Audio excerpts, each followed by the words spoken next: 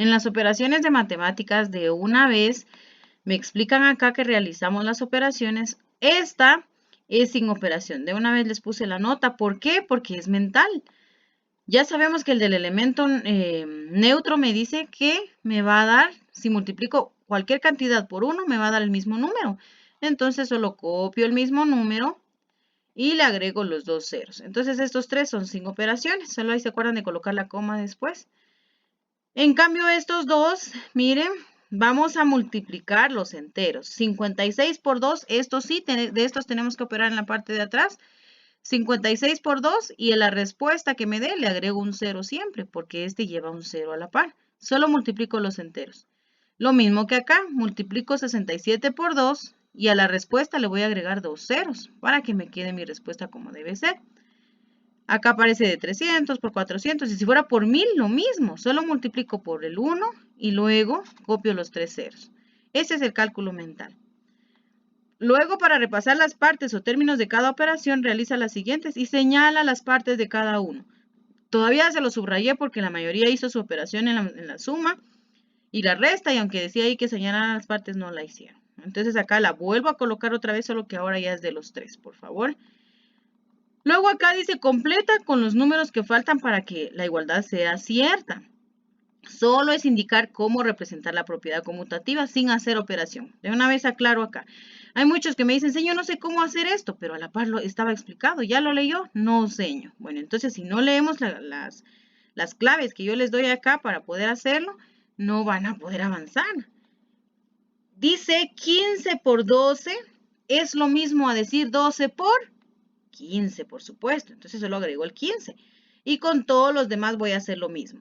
26 por, ¿qué número coloco acá? Si se dan cuenta ya está el 58 aquí, entonces coloco el 58. ¿Por qué? Porque 58 por 26 me da lo mismo que 26 por 58. Entonces acá coloco el número que tiene la otra parte y acá le coloco el número que tiene la otra parte. Solamente se comparte. Sin hacer operación, solo para que me digan que esto es igual que esto. Porque eso dice la propiedad conmutativa. Si se cambian de lugar, no importa, siempre va a representar la misma multiplicación y va a dar el mismo resultado. Luego acá vamos a aplicar la propiedad asociativa. ¿Qué significa asociativa? Que vamos a agrupar, ¿verdad? Como aquí me están dando tres cantidades, es igual como el de Leonardo da Vinci. Vamos a tomar los datos y como hay tres cantidades, multiplicamos primero 2, ¿sí? Si ustedes quieren estos dos, aquí dice los primeros dos, y si ustedes quieren hacer esto, pues también. Y al resultado lo multiplican por el que queda, ¿verdad? Y ahí les va a salir su respuesta.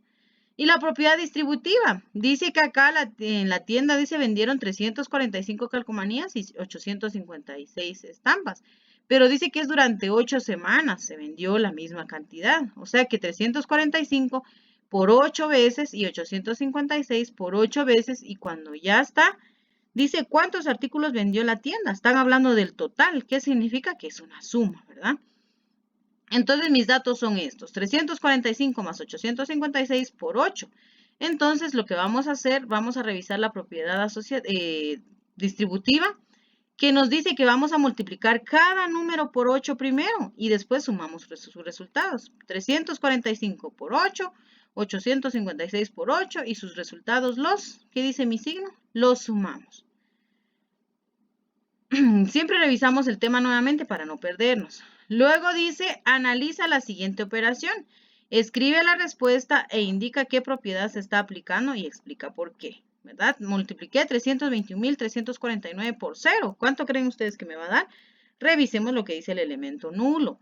Y acá explicamos por qué, ¿verdad? Hasta podríamos escribir eso, ¿verdad? Porque se está aplicando la propiedad de ese elemento, ¿verdad? O de esa propiedad. Luego en ciencias naturales vamos a ver salud y enfermedad. Acá les explico qué es salud, ¿verdad? Y salud no solo se refiere a una sola cosa, sino se refiere a tres aspectos, ¿verdad? Específicamente. Y acá explico cada uno de ellos. Obviamente enfermedad es estar mal en cualquiera de estas tres partes. Existen dos tipos de enfermedades. Acá les estoy colocando cuáles son los tipos de enfermedades. Una que se da por bacterias, ¿verdad?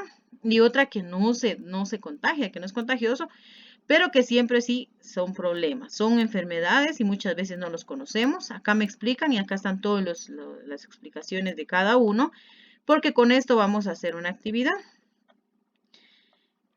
Acá me aparece un dato solamente de Guatemala. Es importante que conozcamos cómo estamos también en nuestro país. Y luego las enfermedades, me dicen, se pueden atacar de 3 formas.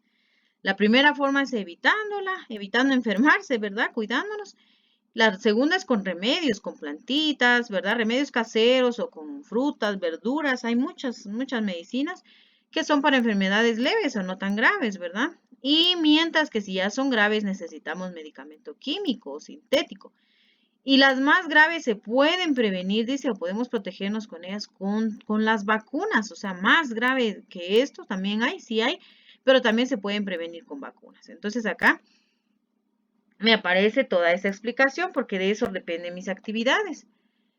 Acá dice, elige 5 enfermedades no infectocontagiosas donde puedas mencionar a un familiar u otra persona que las tenga. Estas son las enfermedades no infectocontagiosas, lo vamos a aprender en el tema. Y de estas solamente 5 vamos a llenar. Elegimos cuál de todos estos tenemos algún familiar que lo tenga o algún conocido, ¿verdad? Para poder llenarlo como dice el ejemplo. Mi primo Kevin tiene, ¿verdad? Se me fue otra palabra aquí, disculpe. Mi primo Kevin está desnutrido porque come demasiadas golosinas, ¿verdad? ¿Dónde va eso? En nutricional.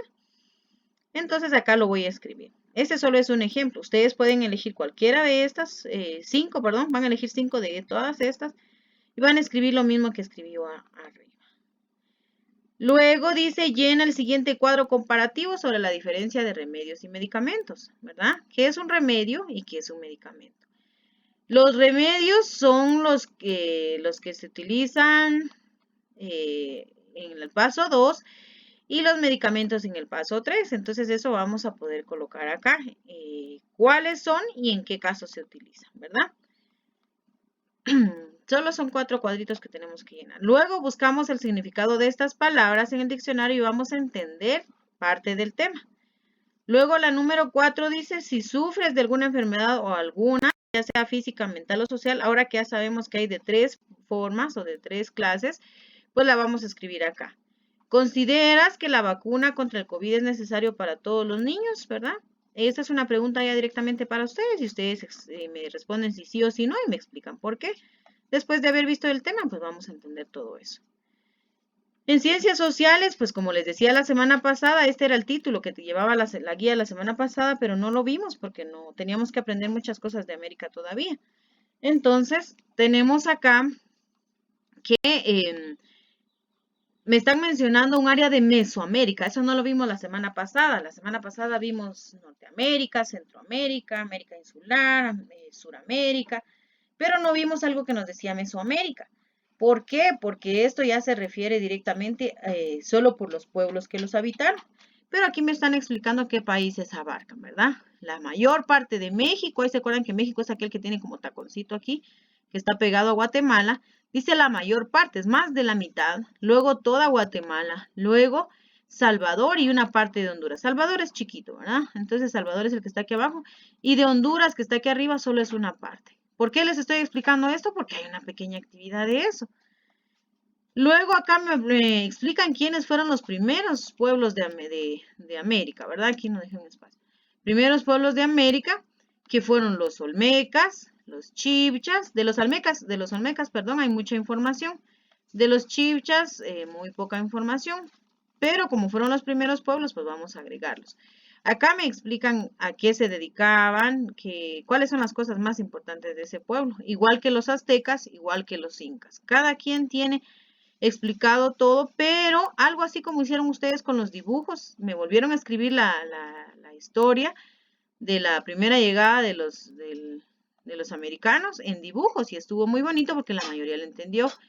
Ahora no lo vamos a hacer con dibujos, pero sí vamos a escribir de cada pueblo 5 cosas más importantes o las que más llamaron tu atención. Vamos a escribir de subtítulo el nombre de la civilización o del pueblo y le vamos a escribir 5 cosas de las más importantes que consideran ustedes que nos está sirviendo hasta ahora o que nos dejaron, ¿verdad?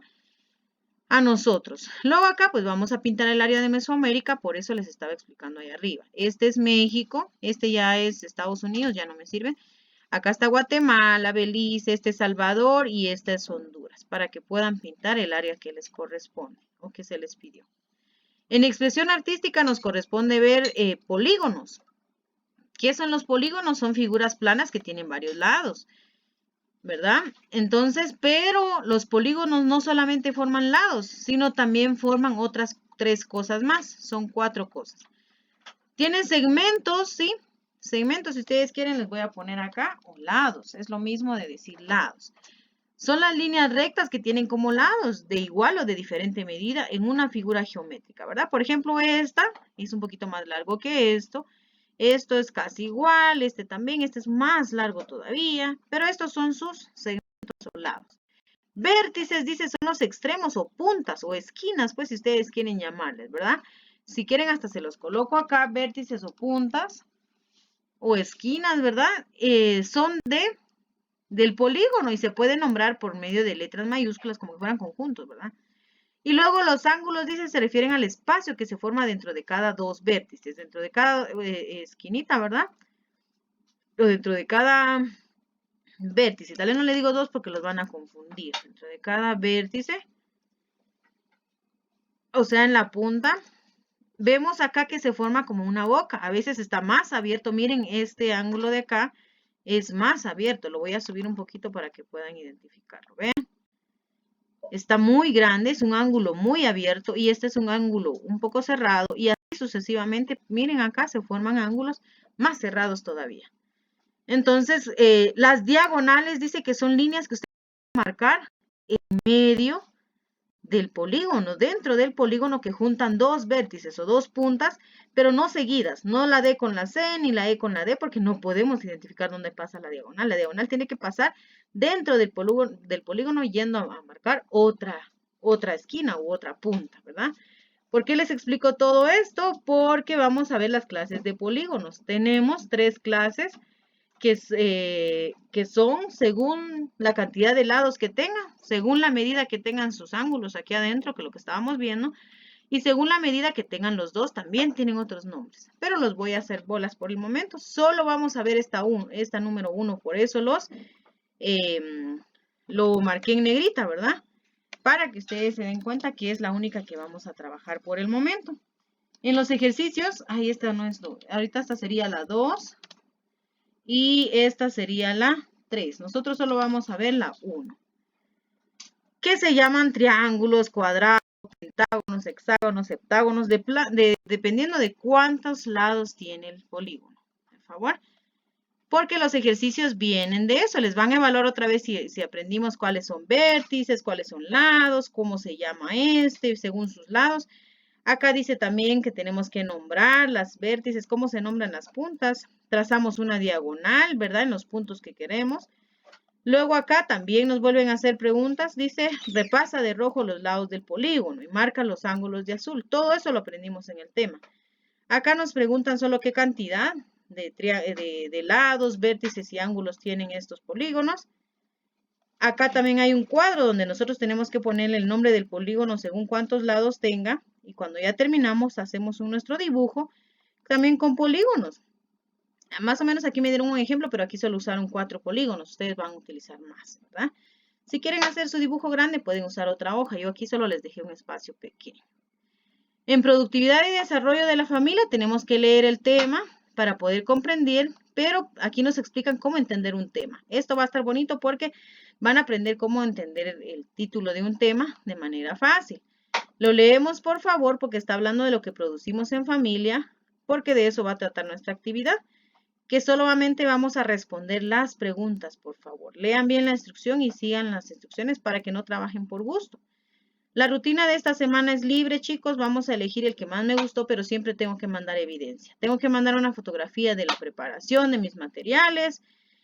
Tengo que mandar una fotografía del calentamiento y tengo que mandar fotografías o descripción de cada una, dependiendo. Si no mando fotografías, escribo, ¿verdad? Acá escribo el nombre de la rutina que elegí y acá pues ya pongo, obviamente me tienen que dar mi firma y mi consentimiento de que sí vieron que hice física, por favor.